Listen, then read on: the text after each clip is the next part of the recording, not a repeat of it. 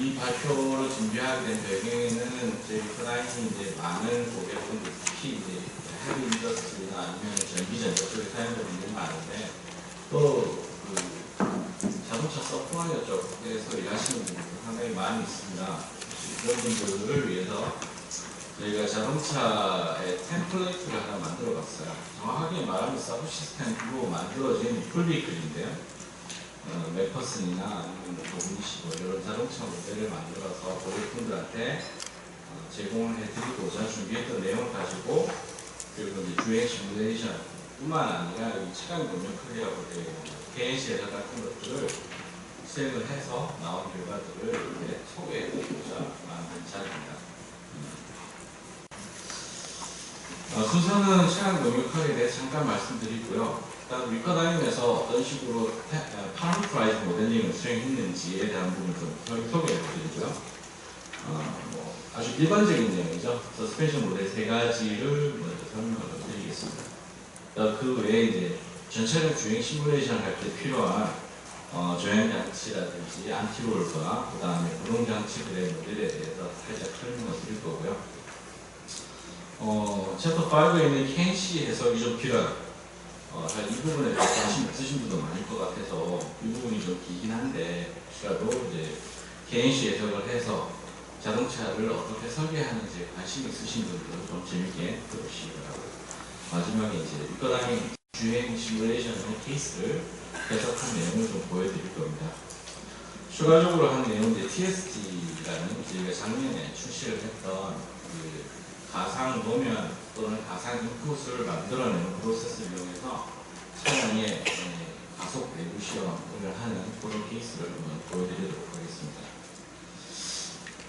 자, 차량 동력학이란 제 나름대로 한번 정리해봤어요. 정의는 잘 없더라고요, 책에.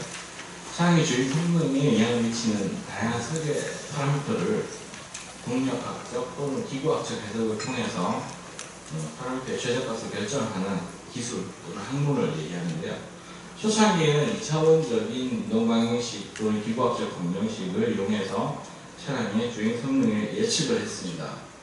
그때 이제 하드 포인트라든지 휠 베이스라든지 이런 여러 가지 설계 팩터들을 결정하게 되는데요. 이후에는 그 해석이라는 걸 좀 활용하게 되죠.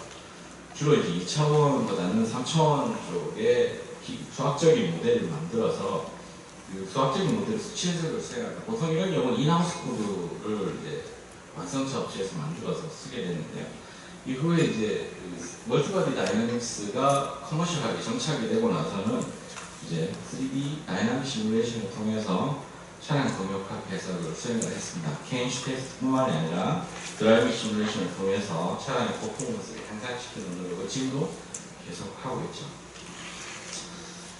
주행 시뮬레이션의 종류는 굉장히 다양합니다. KNC 해석도 케이스로 굉장히 다양한데 주행 시뮬레이션 경우는 보시다시피 ISO에 이런 식으로 정리가 좀 되어 있어요. 보시다시피 3888 같은 경우는 더블레인 체인지에 대한 규격을 정리를 하고 있고요.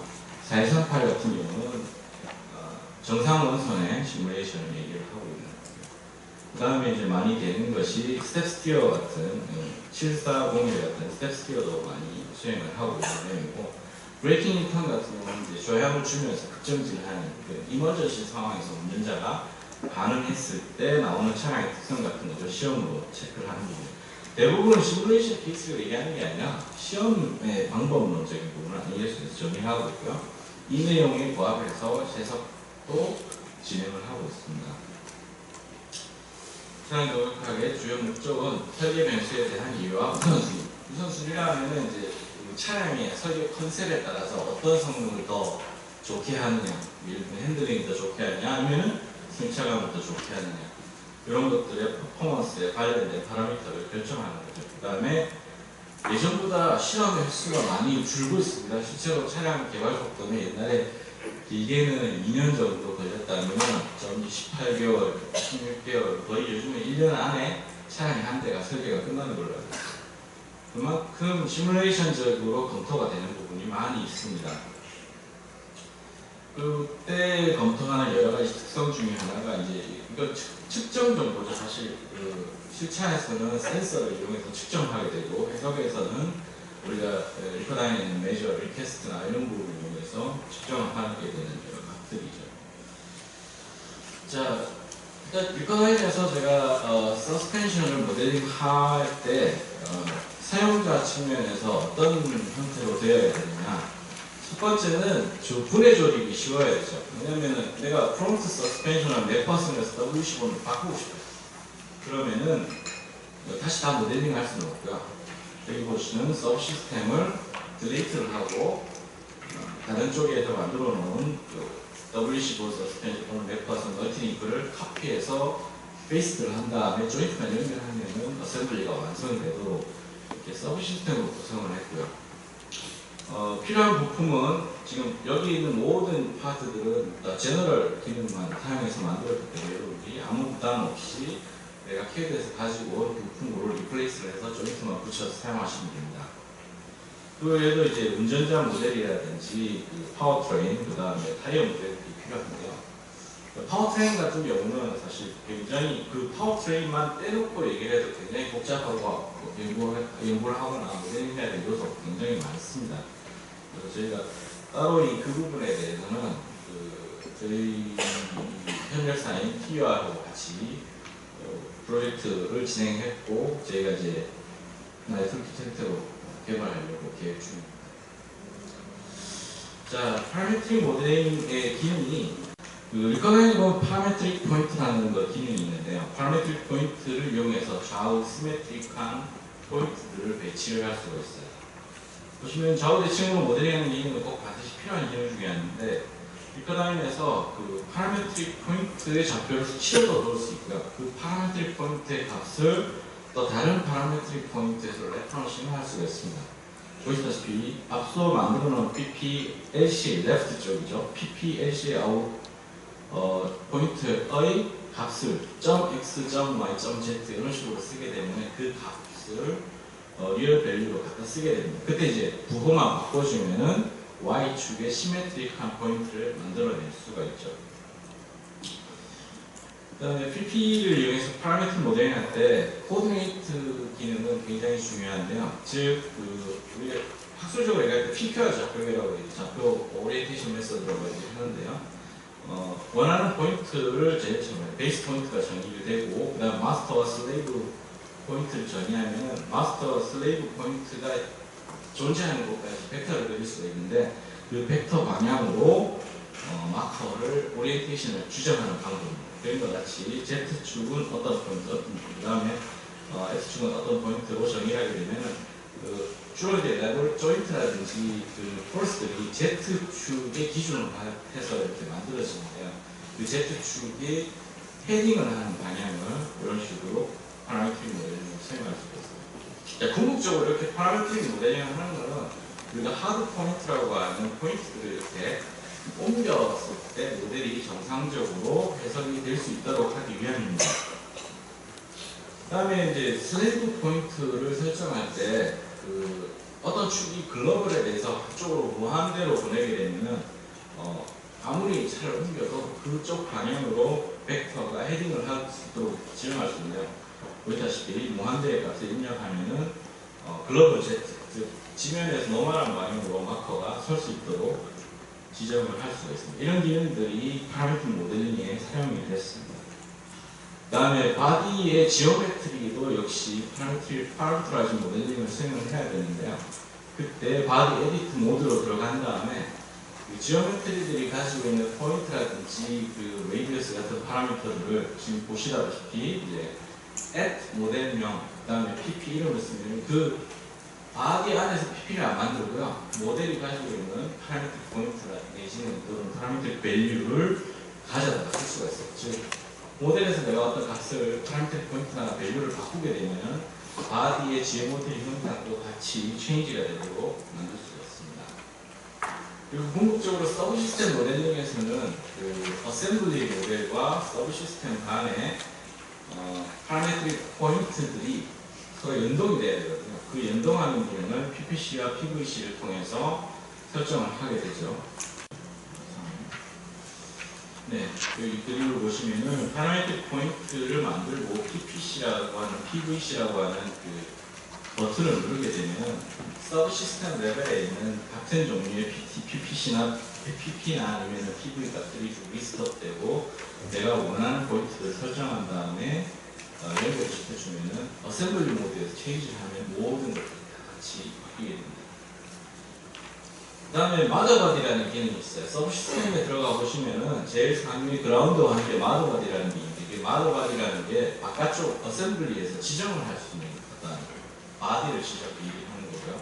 이 마더바디와 서브 시스템의 어떤 바디와의 조인트라든지 볼스를 연결한 다음에 바깥쪽에 나와서 그 프로퍼티에 보시면은 서브 시스템의 마더바디가 샤시 또는 뭐 다른 바디, 로어암이나 프레임 쪽을 선택하게 되면 최종적으로 해석이 들어가는 순간에는 그 조인트가 이 마더바디와 연결이 됩니다. 그래서 굳이 바깥쪽에서 어셈블리 조인트를 다 따로 안 만들어 주셔도 되는 부분이죠. 그 다음에 이 서브 시스템에 있는 마커들을 사용해서 메저를 좀 해야 될 때가 있어요. 또는 뭐 그 마커를 이용해서 인풋, 아웃풋 같은 작업을 해야 될 때 사용하는 방법입니다. 우선 조인트나 포스를 만들 때는 Shift 버튼을 누르고 작업을 하면 되고요. 그러니까 조인트 버튼을 누르고 바디를 선택하는 순간에 Shift 버튼을 누르면 화면 워킹 윈도우 상에 그 서브 시스템 내에 있던 어떤 엔티티들이 리스트업이 되고 셀렉션도 가능합니다. 그 다음에 이제 익스프레션을 만들 때는 이 서브 시스템 이름 앞에 애시 들어가고요. 그 다음에 바디 이름 뒤에 점하고 마커 이름이 들어가게 돼요. 그러니까 이런 형태로 그 서브 시스템 안쪽에 있는 마커를 네이밍을 해서 아규먼트를 넣어주게 되면 어셈블리 모드에서도 충분히 서브 시스템의 요소들을 사용할 수 있습니다. 자, 이런 방법으로 파라메트릭 모델링을 수행한 이제 서스펜션 모델들을 좀 보여드리겠습니다.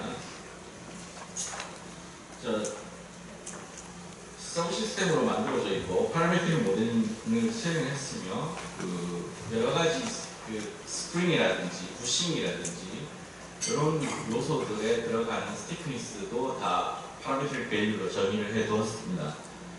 당연히 이제 범프 스토퍼나 이런 요소도 있고요. 나중에 나오겠지만 안티롤바까지 포함이 되면 서스펜션이 가져야 될 어떤 강성적인 요소는 거의 다 들어가게 되는 거고요. 지금 시중에서 많이 사용되고 있는 서스펜션 종류, 즉 승용차 쪽에서 많이 사용되고 있는 서스펜션을 다 만들어 놓았는데요. 첫 번째 맥퍼스는 간단하지만 굉장히 주행 성능이 우수한 메커니즘으로 되어 있는데 대부분의 이제 그 서스펜션들이 프론트 쪽은 이제 맥퍼스를 많이 사용하고 있고요. 이게 작은 차일수록 맥퍼스는 활용도가 높은데 설계가 용이하고 경량화가 가능합니다. 여기 보시다시피 스트롯이 그 샤시 쪽에 바로 붙어 있고요. 그래서 메커니즘적으로 볼 때 우리가 너클이라고 하는 차에 휠이 붙어 있는 이 바디가 이렇게 원운동을 하게 있어요. 생산 대비 좋은 성능을 갖춘 생산 대비. 그 다음에 WC4는 굉장히 많이 쓰이는 중형차 이상에서 굉장히 많이 쓰이는 서스펜션이고요. 보시다시피 그 아래 어퍼암과 로어암 사이에 너클이 배치가 되고 사전 링크 운동을 수행하게 되죠. 뛰어난 승차감과 연충을 가지고 있습니다.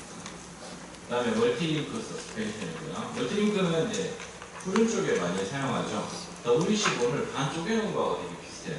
근데 링크 자체의 그 위치라든지 이런 배치가 차마다 굉장히 다르게 설계되어 있어서 그리고 또 강선 자체를 그냥 단순히 조인트로 볼 수 없고 부싱이라는 걸 느끼죠. 그래서 설계하기가 까다롭습니다. 그러나 굉장히 뛰어난 승차감을 주는 스페셜을 볼 수 있습니다. 네, 최종적으로 PP와 PV를 이렇게 만들어 놓고 지금 보시다시피 이제 그 로어암 같은 경우는 부싱으로 연결할 수도 있고 조인트로 연결할 수도 있거든요. 그래서 두 가지 기능을 같이 넣어놓고 필요에 따라서 조인트 기능을 오프를 해버리면 부싱으로 작동하는 거고요. 조인트를 키게 되면 부싱에 키고 부싱 같은 부싱을 디액티브 시켜버리면 키네매틱 모델이 되죠. 그 다음에 스프링 댐퍼여서도 파라메트릭 모델링으로 수행되어 있고 스토퍼도 파라메트릭 모델링으로 이제 접촉 랭스라든지 이런 것들 입력하면은 스토퍼가 작동하도록 구성이 되어 있습니다. 그리고 이제 비커다이닝 서브 시스템의 굉장히 좋은 기능 중에 하나인데 서브 시스템 레벨에서 단독으로 해석할 때 어셈블리에 전혀 영향을 주지 않죠. 그래서 서브 시스템 안에 이렇게 테스트 요소들을 집어넣었어요. 즉 이제 아까 보셨다시피 이제 그 트래블 시뮬레이션이라고 휠을 아래 위로 올렸다 내렸다 하는 이런 시뮬레이션을 서브 시스템에서 바로 수행할 수 있도록 이렇게 요소를 집어넣어놨고요. 필요하면 필요 없으면 이제 다 디액티브 시켜버리면은 어셈블리 모드에서 해석하는데 아무런 지장을 주지 않습니다. 네, 그 다음에 서브 시스템 전체랑 해석을 하기 위해서는 이 서스펜션만 있어서는 안 되고요. 조향 장치가 일단 필요하죠. 기본적으로 지금 만들어준 거는 이제 레겐 피니언 타입이고요. 레겐 피니언 쪽은 커플러에 의해서 작동이 되고, 요즘 이제 스테어링 컬럼 쪽에서 사실 MDPS 같은 게 많이 사용됩니다. 필요하면 이런 부분들을 MDPS 요소를 리플레이스 쓸 수 있도록 놔두고요. 그 다음에 스티어링 컬럼 쪽에 스티프니스 요소를 좀 추가해놨어요. 그래서 약간의 컴플라이언스 요소를 집어넣을 수 있도록 파라미터를 집어넣었고요. 저희도 연결점들 역시 PP로 되어 있고, PP를 옮기게 되면은 이 지오메트리와 아까 연결되는 바디 형상까지 같이 변화가 되도록 구성됐어요. 두 번째 안티롤바인데, 안티롤바는 그 대상 자체는 아주 간단한 부품이에요. 파이프를 이렇게 휘어놓은 거죠. 근데 이 안티롤바가 미치는 차량 특성에 미치는 영향이 상당히 크기 때문에 전 차량 해석에는 꼭 필요한 요소라고 볼 수 있습니다. 지금 이 모델에서는 빔포스를 8개를 이용해서 만들어 놨고요. 뒤에 보신 이 파란색으로 되어 있는 바디는 비커나인의 FPS 빔으로 만들어 놓은 거예요. 실제 현상은 이런 식으로 가는데요. 실제 이제 KC 해석이나 아니면 드라이빙 시뮬레이션 수행할 때는 이 안티롤바 모델을 이용해서 적절한 위치에 하드 포인트 배치를 하고 그 다음에 이제 빔의 두께라든지 이런 부분들을 설정하게 되면은 실제 안티롤바와 거의 유사한 반응거름을 나타냅니다. 두 가지 비교해 놓은 그림이고요. 혹시 파라미틱 포인트로 만들어져 있고 PP를 이동하게 되면 다 토폴로지 형태를 바꿀 수가 있습니다. 그 다음에 파워트레인 모델인데요. 파워트레인, 지금 여기서 쓰인 파워트레인 모델은 굉장히 간단하게 호스 파워, HP 값을 가지고 엔진의 회전 속도, 여기서 정확하게 얘기하면 휠의 회전 속도를 가지고 최종단의 감속비를 이용해서 굉장히 유사하게 수학적으로 돌도록 집어넣는 거예요. 이 식대로 정확하게 작동을 하지만은 실제 엔진이 기어 B를 만나서 나오는 형태의 시뮬레이션은 안 되죠. 이거는 홀스파워만큼의 최대 토크가 걸리도록, 그리고 그 토크가 속도가 빨라지면 좀 더 줄어들도록 이렇게 수식적으로 모델링 된 거고요. 실제 주행 시뮬레이션을 할 때 요 최종 토크의 계산식 값은 풀파워 대기고요. 여기 이제 0에서 1의 값의 레이쇼가 곱해지는데 그 레이쇼는 PI 제어에 의해서 제어기에 의해서 제어가 됩니다. 브레이크 토크도 비슷한데요. 결국 이제 파워 브레이크 밸류, VE 브레이크라고 하는 파라메트릭 밸류를 이용해서 PI 제어하는 건 똑같고, 브레이크 같은 경우는 휠의 각속도, 상대 각속도에 의해서 이제 최대 브레이크 토크 값만큼의 힘이 발생하도록 집어넣고, 실제로는 프레셔 파워라든지 여러 가지 수학적 계산을 써야 되는데 여기서는 좀 더 간단하게 만들었습니다. 네, 실제로 파워트레인 구성을 보시면 엔진, 클러치, 컨버터, 트랜스미션, 그리고 차동기어, 트랜스퍼 케이스는 4륜 구동이 필요한 부분이고요. 그리고 브레이크까지 굉장히 여러 가지 동력학적 요소들이 필요합니다. 이런 부분을 저희가 TUR과 함께 개발 중이고요. 이 보시는 모델은 이런 수학적인 모델을 최대한 기구학적 요소도 같이 포함해서 만들어서 놓은 파워트레인 시스템을 보고 계십니다. 그래서 이제 여기 보면 엔진 RPM이 풀파워, 엑셀러레이터를 최대로 밟았을 때 기어 단이 바뀌면서 RPM이 바뀌는 것으로 볼 수 있어요. 실제로 실험을 해도 이런 형태로 나타나고요. 가장 실제하고 유사한 형태로 볼 수 있도록 하려면 이런 파워트레인이 구성이 돼야 되고요. 나중에 저희가 개발하면 제공하도록 하겠습니다. 자, 이제 KNC 해석 부분인데요. Kinematic Compliance 해석이라고 해서 원래 이 KNC 해석을 실험적으로 원래 하게 최초로 실험적으로 원래 하게 되었는데 MDPS라는 장치에서 MDPS가 단어가 기억이 안 나요. 차량 올려놓고 이렇게 올렸다 내렸다 하는 그 시험 장치가 있어요. 그런 데서 뽑아낼 수 있는 여러 가지 스티피니스 파라미터 또는 기구학적인 파라미터를 얘기하는 겁니다. 자, 여기 보시는 뭐 토앵글, 캠버앵글 한 번쯤은 들어보셨을 내용들인데요. 여기 보면 스페시피케이션이라고 해서 일반적으로 어떤 레인지에 쓰는지를 나타내고 있고요. 캠버앵글, 킹핀 인클리네이션, 킹핀 옵셋 이런 값들이 어떤 파라미터인지를 뒤에 좀 상세하게 설명을 드리면서 말씀을 드리겠습니다. 자, 우선 토앵글인데요. 토앵글은 차량이 위에서 봤을 때 차 위쪽에서 바퀴 부분을 내려다 봤을 때 앞으로 오므라져 있으면 토인이라고, 바깥쪽으로 있으면 토아웃이라고 했죠. 토인 같은 경우는 차가 이제 직진할 때 차 두 가지 마찰력이 한쪽으로 모이도록 만들어주기 때문에 차가 직진성을 되게 좋아지고요. 토아웃을 할 경우에는 조향을 줬을 때 그 조향을 준 방향으로 움직일 때 하는 그 특성이 굉장히 좋아지죠. 그래서 토인 아웃을 가지고 언더스티어, 오버스티어를 만들어내는, 즉 프론트와 리어 쪽의 토 앵글을 조정을 해서 오버스티어나 언더스티어 형태를 만들어낼 수 있어요. 오버스티어는 이제 주로 견주 음식들이 이런 오버스티어 형태로 토 앵글을 주게 되는 거고요. 캠버 앵글은 정면에서 봤을 때 타이어가 서 있는 모습을 나타내는 겁니다. 지금 이렇게 뉴트럴 때는 바로 서 있죠. 수직으로 딱 서 있고, 네거티브 캠버의 경우는 위쪽이 오므라져 있는 거예요. 그리고 포지티브 캠버는 아래쪽이 오므라져 있는 형태를 포지티브 캠버 앵글이라고 부르고요. 주로 이거 아마 자동차 타보신 분은 아시겠지만은 후륜이 네거티브를 많이 쓰죠. 전륜은 포지티브를 쓰고요.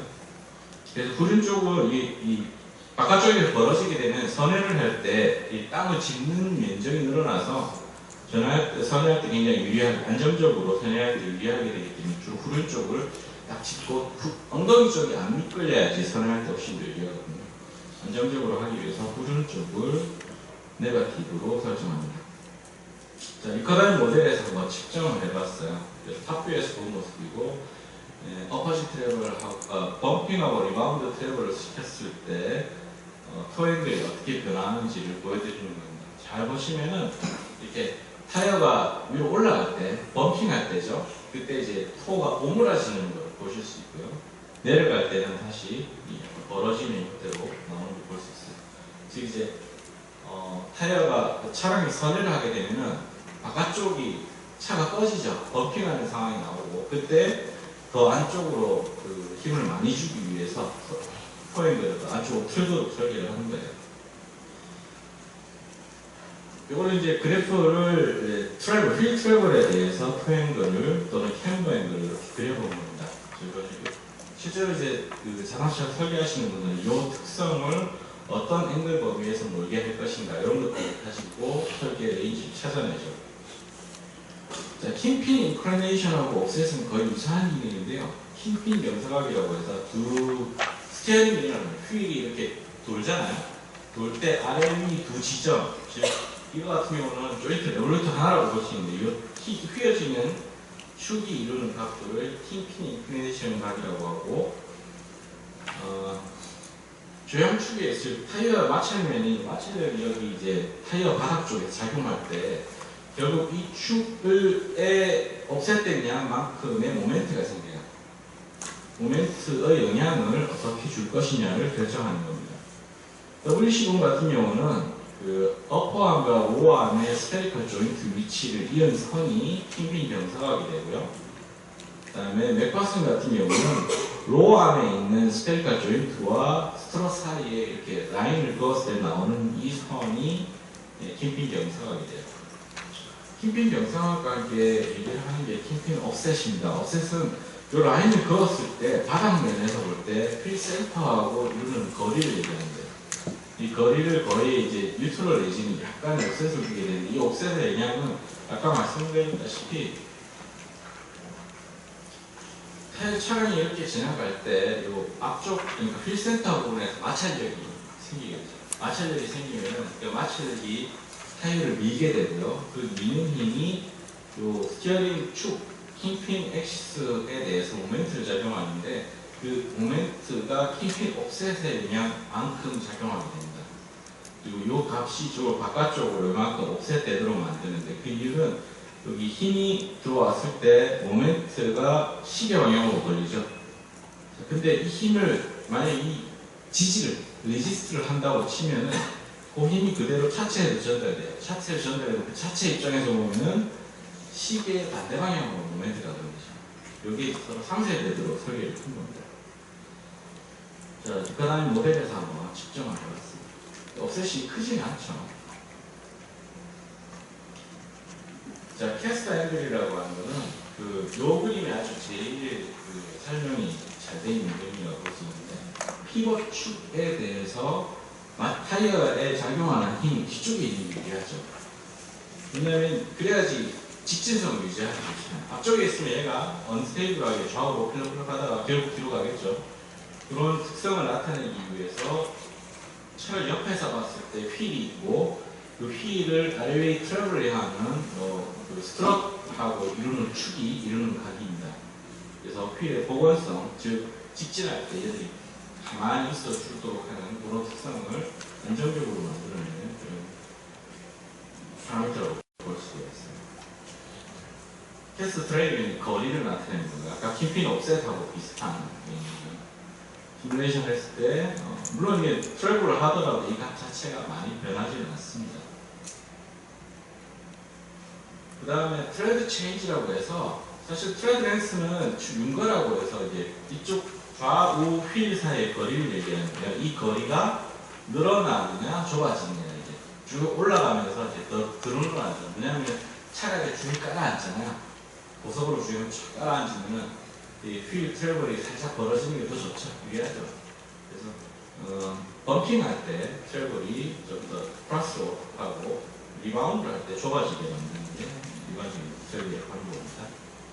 나 롤 센터라고 했어요. 롤 센터는 서스펜션의 순간 중심하고 타이어 지면하고 지면 접촉점을 이은 직선하고 차량 중심까지 거리입니다. 지금 여기 CM이 있고요. 그 다음에 여기 보시면은 그 로어암하고 어퍼암하고 있고 쭉 직선을 이룰 수가 있고 로어암, 어퍼암하고 쭉 직선이 있고 그때 나오는 점하고 다시 반대편에 있는 지면을 라인을 그을 수 있어요. 이렇게. 그럼 양쪽에 시메트리가 끄면 가운데 요점이 하나 딱 생기죠. 이게 모멘트 순간 중심이 되는데 이 순간 중심하고 CM의 거리는 작으면 작을수록 좋아요. 그러니까 롤이 생겨서 차가 이렇게 기울어질 때 CM이 원심력의 영향을 많이 받게 되는데 그 원심력의 영향에 의해서 차가 기울어지는 양이 몇 거리에 비례하게 발생합니다. 이거를 다 좁혀주려고 설계를 많이 바꾸죠. 그래서 요거에 대해서는 수학적으로 이렇게 계산식을 만들어서 매저먼트 집어넣었어요. 이제 요거는 이제 라인 자체는 이제 그라운드에 피싱된 라인이고 실제로 이 그래프를 그린 건 아까 그 계산식의 트래블에 따라서 달라지는 걸 좀 나타내고 있습니다. 그 다음에 이제 롤 스티프니스. 보통 오퍼짓 트래블 시뮬레이션이라고 해서 좌우를 다르게 이렇게 기울어서 아래 위를 움직였을 때 나타나는 스티프니스 특성을 나타내는 거고요. 각도 대비 토크의 양을 K 값으로 나타내서 재는 겁니다. 시뮬레이션적으로 이렇게 지금 화살표가 어떤 특정 위치가 쫙 커지는 것은 스토퍼를 만나서 그렇게 발생하는 거고요. 지금 이 모델은 그 안티롤바가 붙어있지 않죠. 붙어있지 않기 때문에 사실 로드 스티프니스가 되게 작게 나와요. 근데 안티롤바가 붙어버리면 스티프니스를 키워주겠죠. 그 다음에 롱기튜드널하고 레터럴 스티프니스입니다.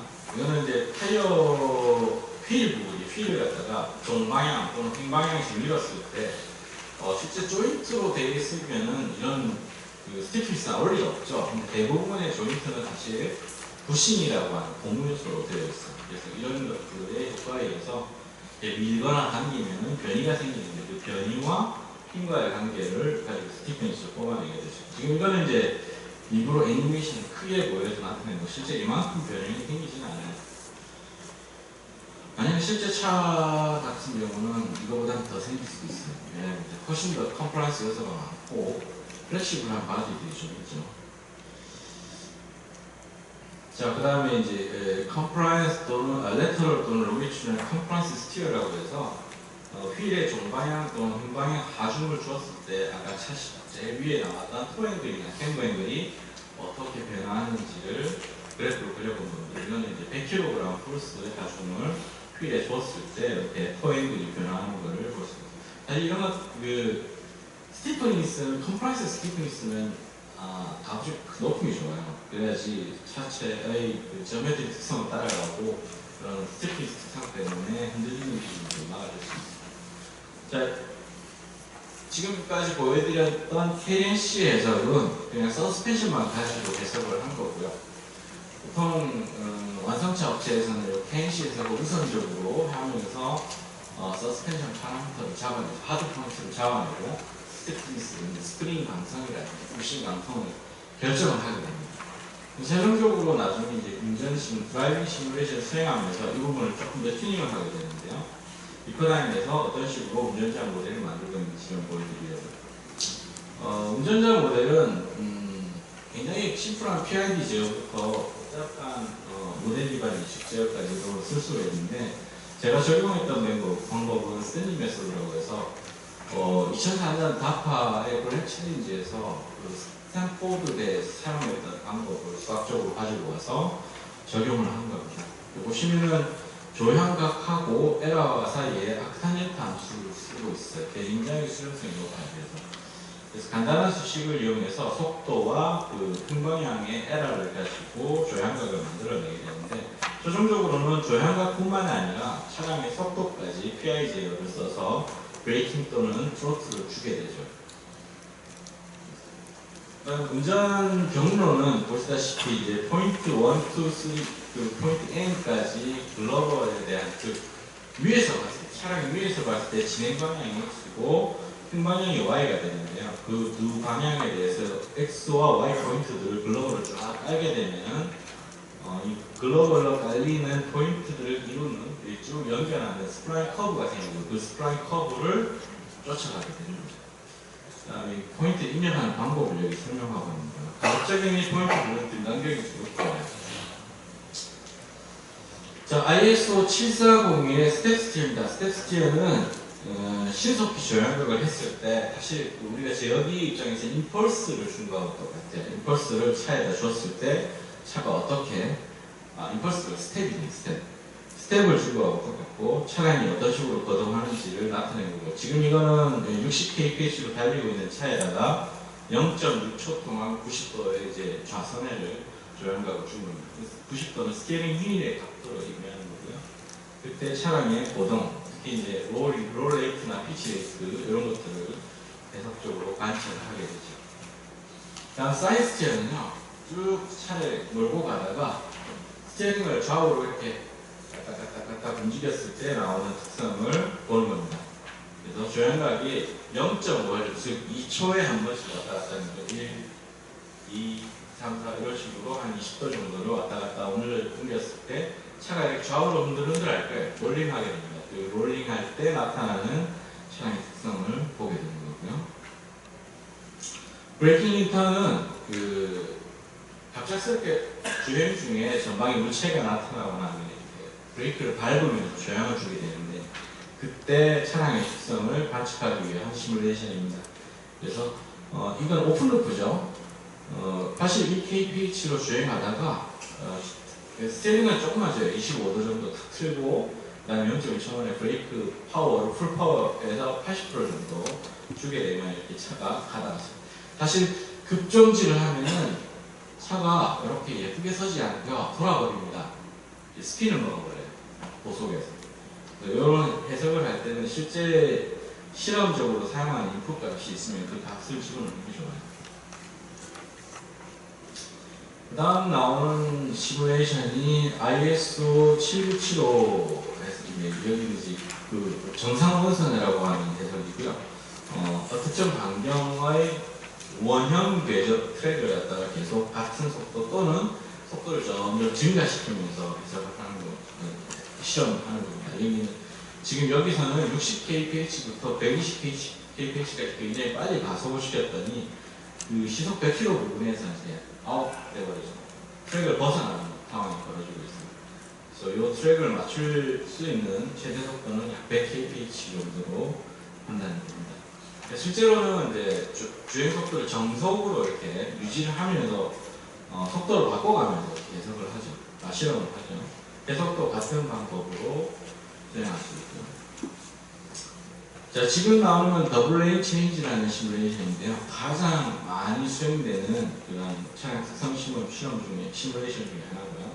이중차선 변경이라고 해서 위에 보시는 이런 형태의 도로 또는 궤적을 주행하는데 지금 이 케이스는 이 중앙 라인을 갖다가 지나가도록 패스를 설정을 하는 겁니다.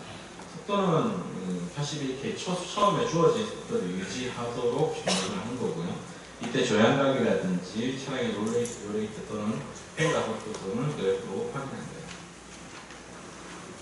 자, 그 다음에 보여드릴 거는 사실 제가 목표로 하고 있는 운전자 모델이나 파워트레인 뭐 이런 것들은 다 이런 자율주행 쪽에 관련되어 있는 내용이에요. 왜냐하면은 경로를 주고 이 경로를 트라젝토리 트래킹을 하는 거죠. 즉 속도 프로파일과 위치 프로파일이 서로 매칭이 돼서 그걸 쭉 따라가도록 하는 거고요. 여기 보시는 그 초록색의 타겟이 가상의 포인트예요. 즉 차가 이렇게 아까 패스 커브, 이 패스 커브를 가상의 점이 어떤 트라젝토리가 따라가고 있고 그 포인트에 대한 어떤 제어 추종을 갖다가 차에다 입력한 거죠. 거기 보시면 아시겠지만 거의 한 가로 세로 한 500m 정도의 트랙을 이렇게 달리고 있어요. 이거는 제가 구글에서 딴 거고요. 차가 정상적으로 주행하려면 보시다시피 이제 속도 프로파일이 뭐에 따라 나오는 횡가속도의 제한 조건으로 결정이 됩니다. 그래서 속도 프로파일을 보시다시피 어떤 계획에 해줘야 되는 거죠. 이거는 한번 재미로 만들어봤어요. 위커라인에는 그 카메라의 기능을 이렇게 라이딩 상태로 줄 수가 있습니다. 운전자 안쪽에서 스티어링이 보이는 상태로 이렇게 실제로 윈드실드를 보면서 이렇게 운전하는 모습을 레코딩을 좀 해봤어요. 보시다시피 속도가 최대는 95kph부터 최저는 한 20kph까지 줄었다 늘었다 하면서 주행을 하게 되죠. 궁극적으로 저는 나중에 이제 그 주차라든지 아니면 여러 대의 차가 이렇게 달리면서 서로 간섭하면서 해석을 할 수 있는 그런 상황까지도 생각하고 있습니다. 자, 이렇게 그 주행 시뮬레이션을 차량 모델을 가지고 해봤고요. 자, 실제로 자동차 회사에서는 이런 주행 시뮬레이션 또는 실험뿐만이 아니라 그 가속 내부 실험이라는 것을 합니다. 왜냐하면 중국에 차를 판매하려고 이 차를 중국에서 시험로를 쭉 시험로가 아니죠. 실제 주행로를 달리면서 이렇게 내부 실험을 할 수 있는데 거의 뭐 몇 달이 걸리겠죠. 그런 실험을 실제로 할 수는 없고 거의 주행을 하면서 가속도라든지 또는 뭐 가가속도라든지 또는 리액션 폴스, 스트레인 이런 값들을 측정을 해봐요. 측정을 해온 다음에 차를 랩 테스트를 합니다. 오른쪽에 보시면 이 그림이 KNR에서 제공한 KNR에서 이런 MTS 같은 시험 장비를 제조해서 판매하는 툴입니다. 저희와 함께 이 프로젝트를 진행해서 만든 툴인데 차를 이렇게 얹어놓고 흔드는 거죠. 이 흔드는 거를 지금 이거 보시는 거는 그 범퍼를 2번 통과하는 그런 실험을 한 걸 재현을 하는 겁니다. 실제로 이런 랩 테스트를 수행할 때는 굉장히 긴 시간 동안 하게 되고요. 실제 도로에서 측정되는 가속도 신호를 바탕으로 수시간 내지는 수일 동안 이렇게 흔들면서 실제로 부품이 크랙이 가는지를 실험적으로 확인해 봅니다. 지금 TSG를 이용하게 되면은 저희 위커다이내스 개발 작년에 출시를 했죠.